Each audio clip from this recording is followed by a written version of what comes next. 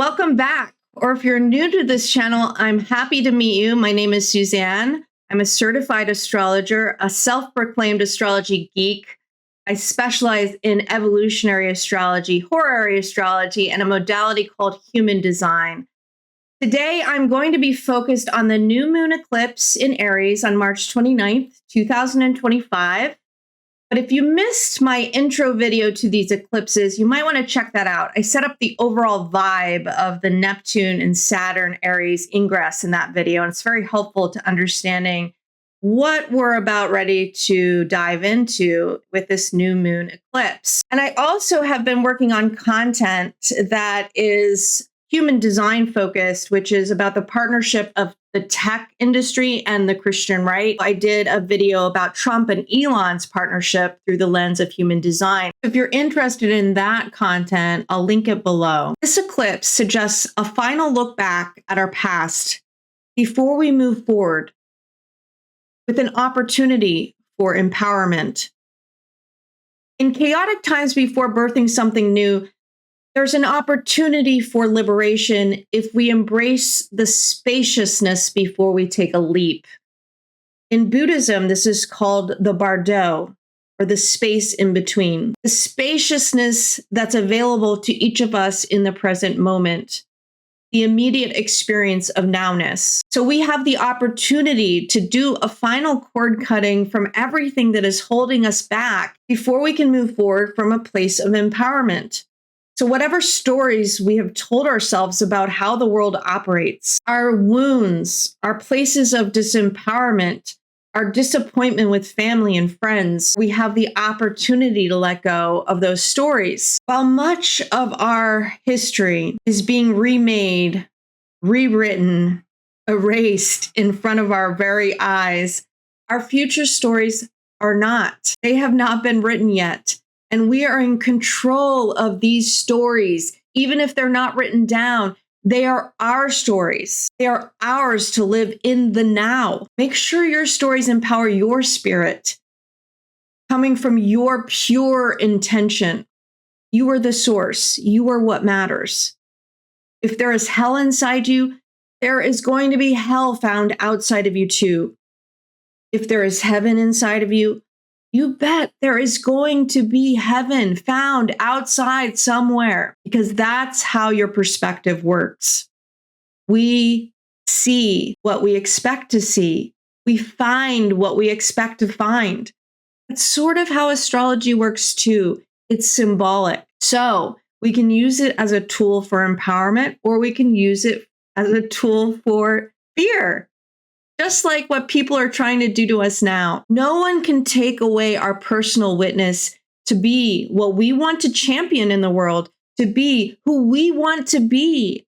No amount of criticism or anger or disempowerment can happen to us unless we let it happen. It's ours alone to master. This has been a very hard lesson for me, and I'm still working on it.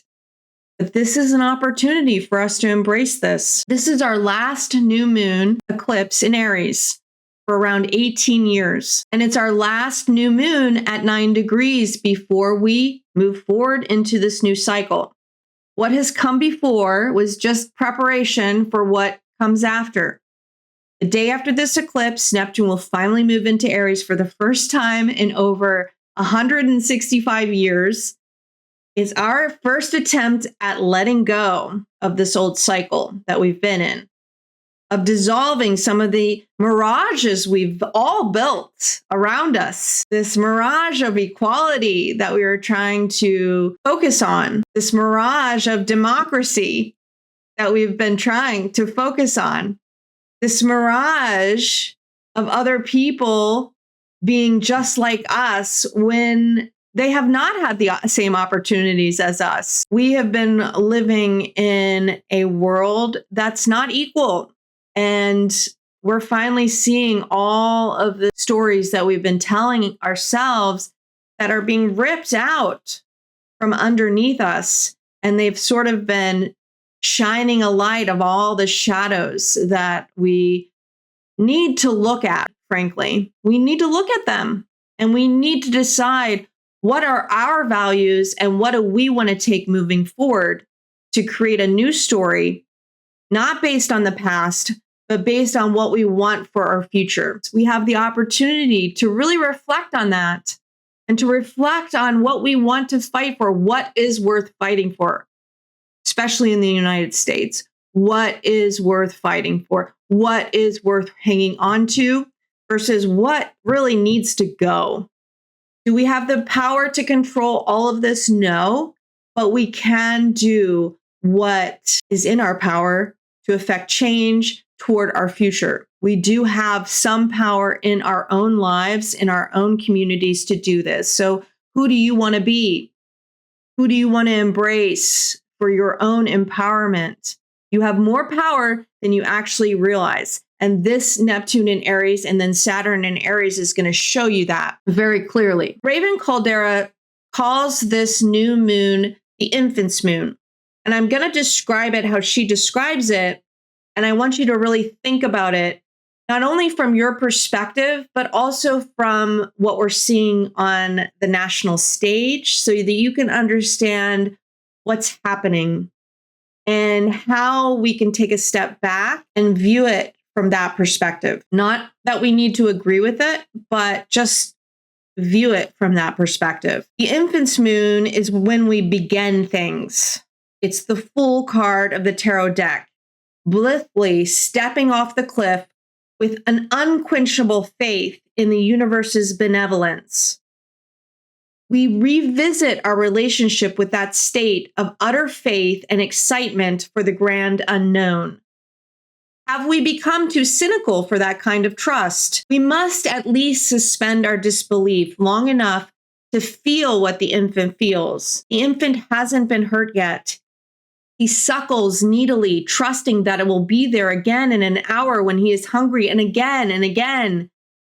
We can't remember that far back, but we can imagine it. So take a minute to try to imagine it in your own life. And each new cycle brings this opportunity to try something brand new, to let go of the past and what we think of the past and all our beliefs tied to the past, and try something. Just try something that is brand new to see what happens. Now, we don't have to always destroy the good parts of the past. It doesn't have to come with utter destruction, but sometimes it does.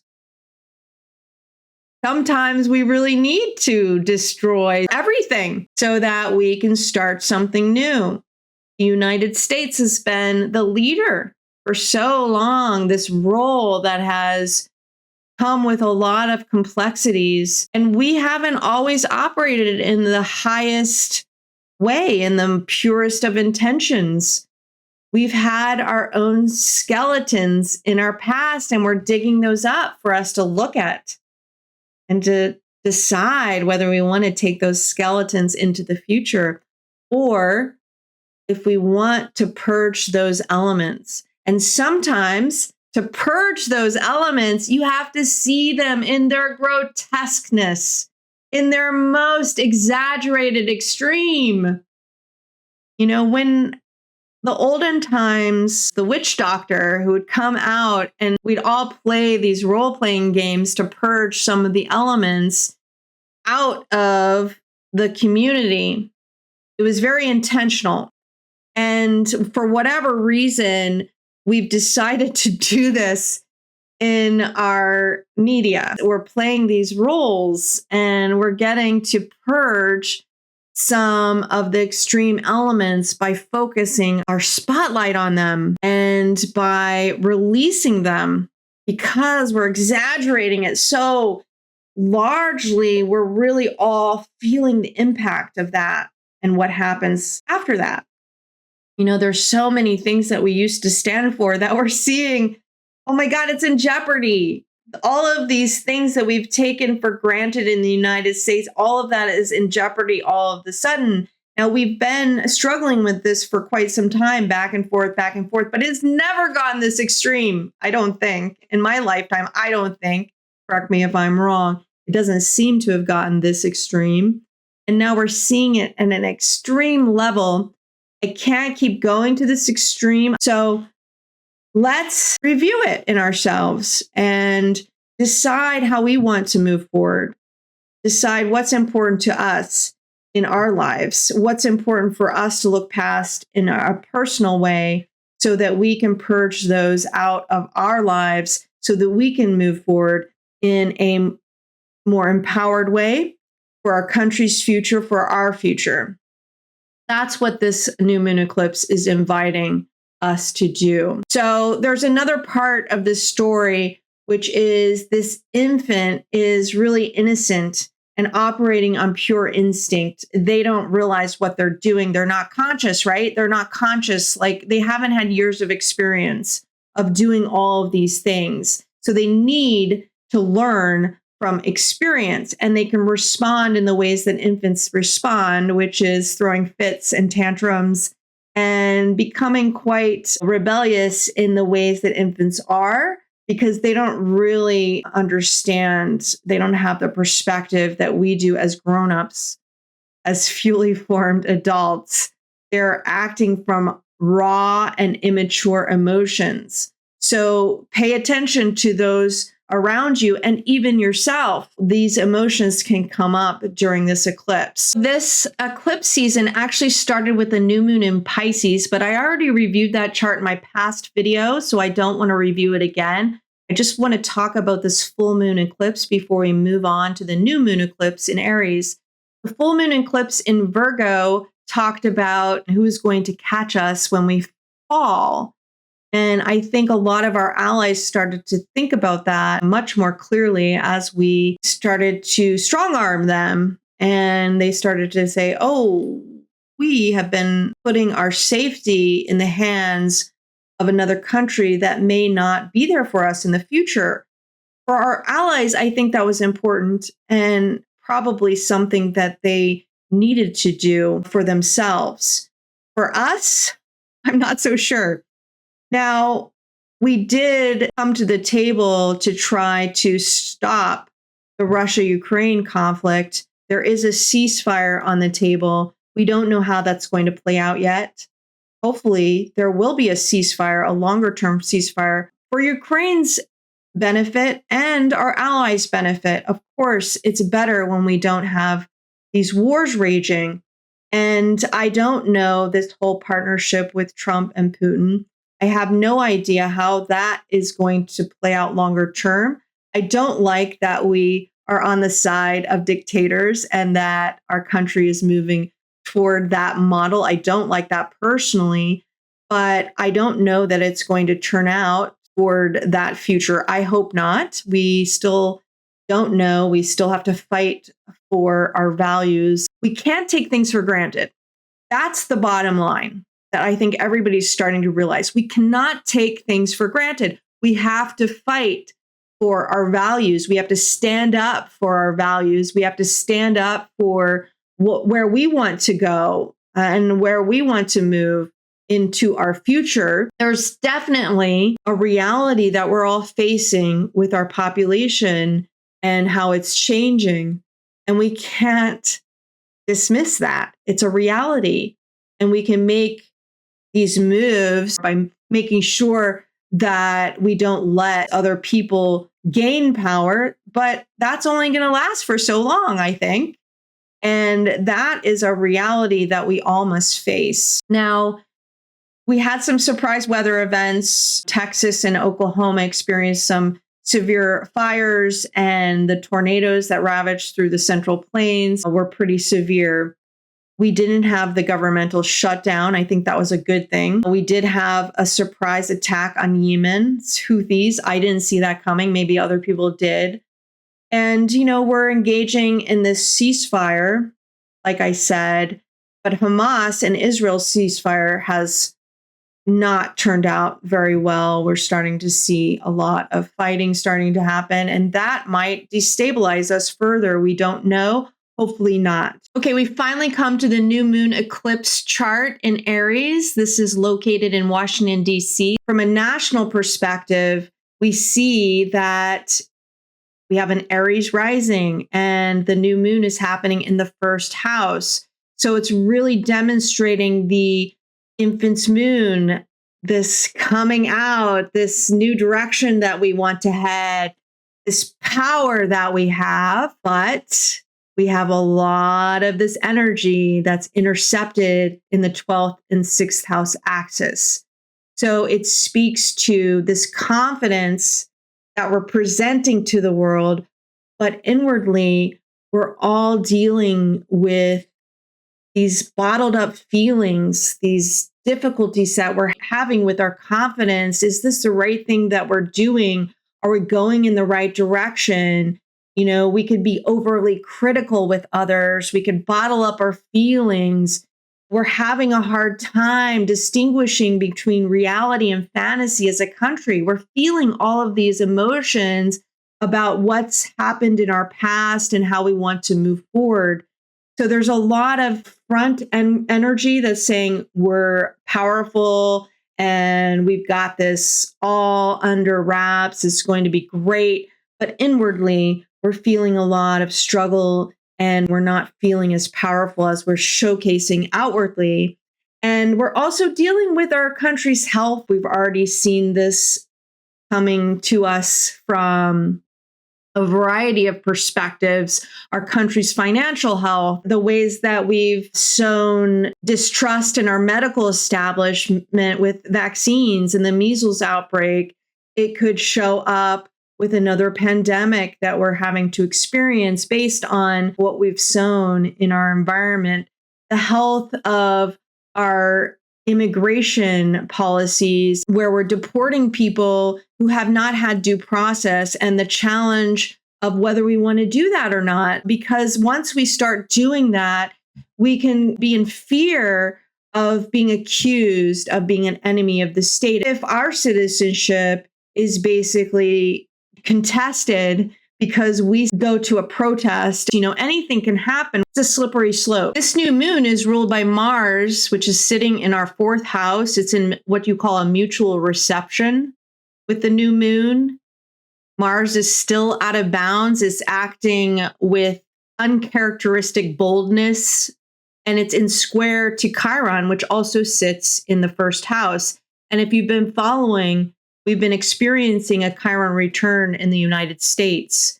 So all of our shadow elements that haven't been healed are coming up right now. Our experiences with racism, our experiences with religious fundamentalism, our experiences with aggression, violence, male toxicity. We're experiencing this at a national level.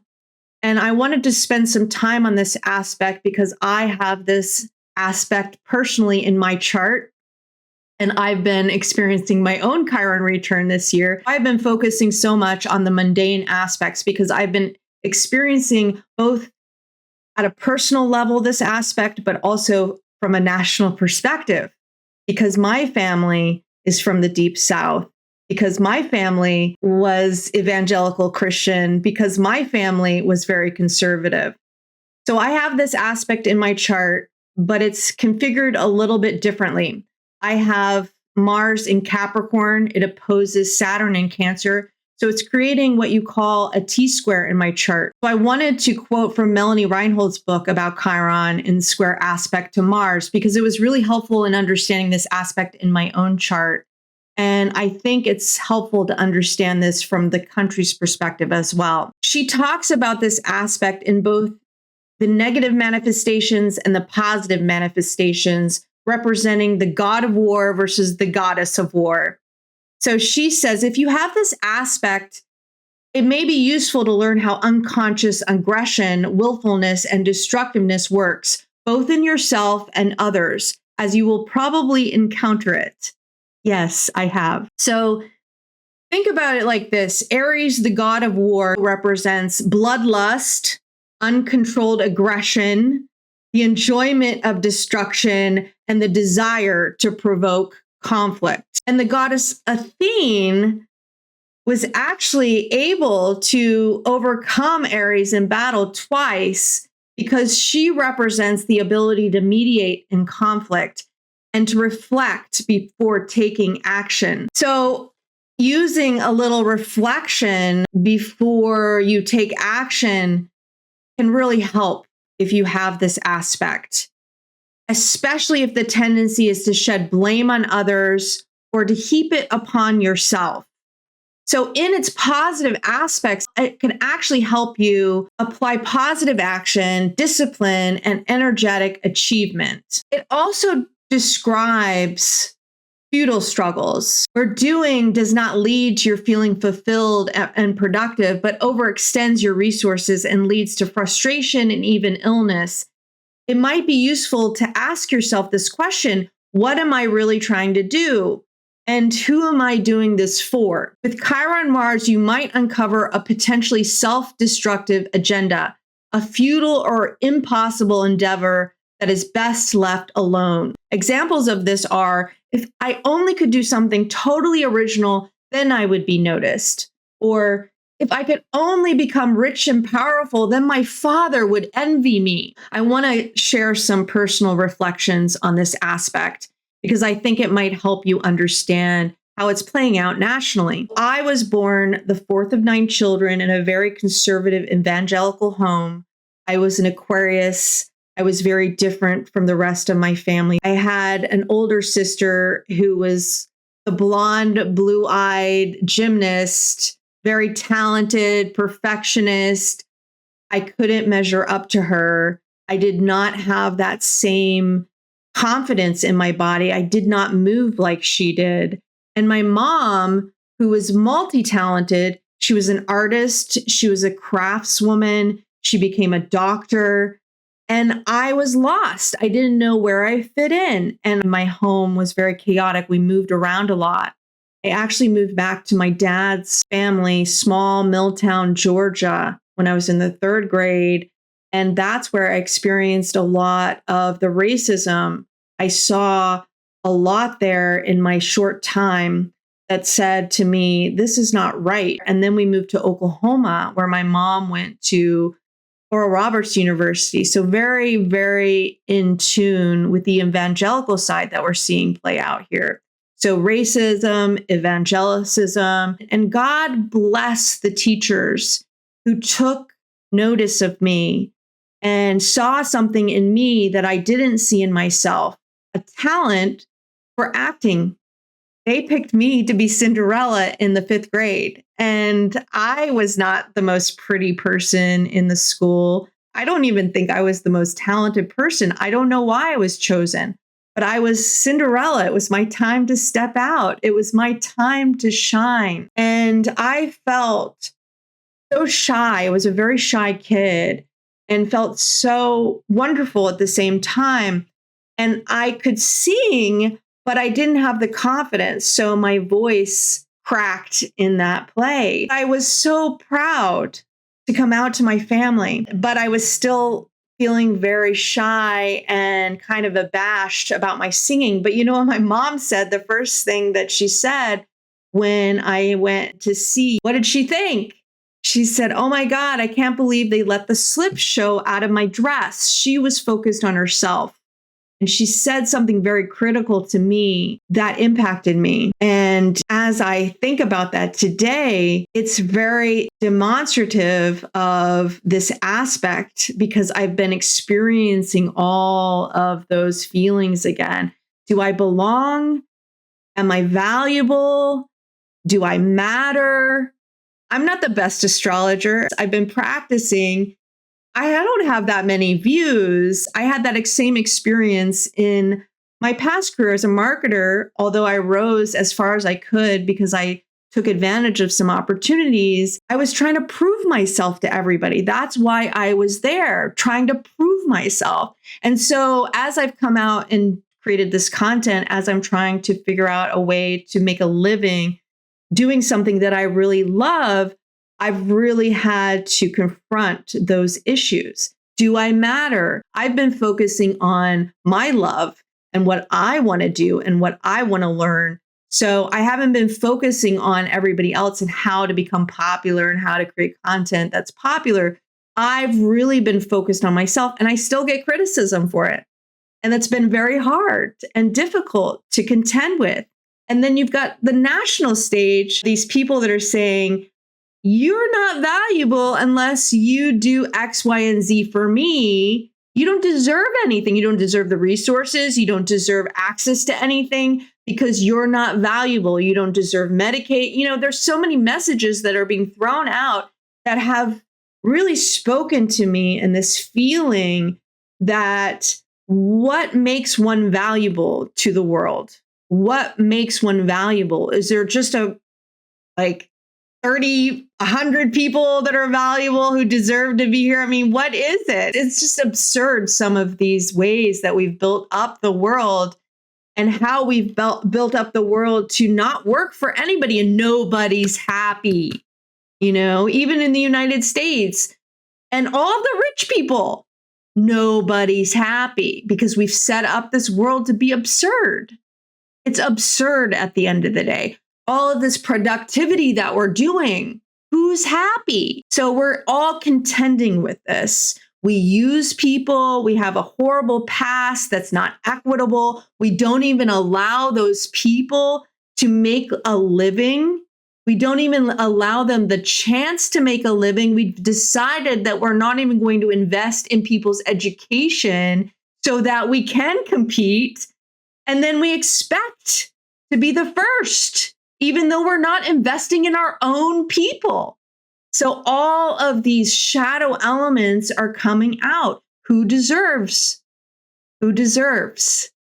What talents are you expressing that make you deserve the resources? Do you have to be born in a rich family to become educated in a way that makes you able to take advantage of the resources we have? And even if you're able to take the advantages of the resources, will you make a positive impact? It takes so many people to work together to actually make a difference. And we're all in this weird dichotomy and polarization right now that's basically pushing other people down so we can be first. And that's what everybody's fighting against. And they're fighting against this idea that, of course, has not worked in the past. Communism, where we do look at the larger whole rather than looking at a very small piece of the pie, the people that think that they deserve to be here. So we're thinking from the past perspective of what hasn't worked. Okay, well, do we want a dictatorship that continues the focus on capitalism, that it hasn't made us happy? Or do we have any other options? Do we have to have this hierarchical madness keep going and going and going and going? Nobody's happy. We never get anywhere. We destroy our earth. And that's it. Is that as far as we can go as a species? Is this the end? All of these questions that we're starting to ask ourselves. What haven't we dreamed of a future that might be possible if we could just let go of our ideas about what has and hasn't worked?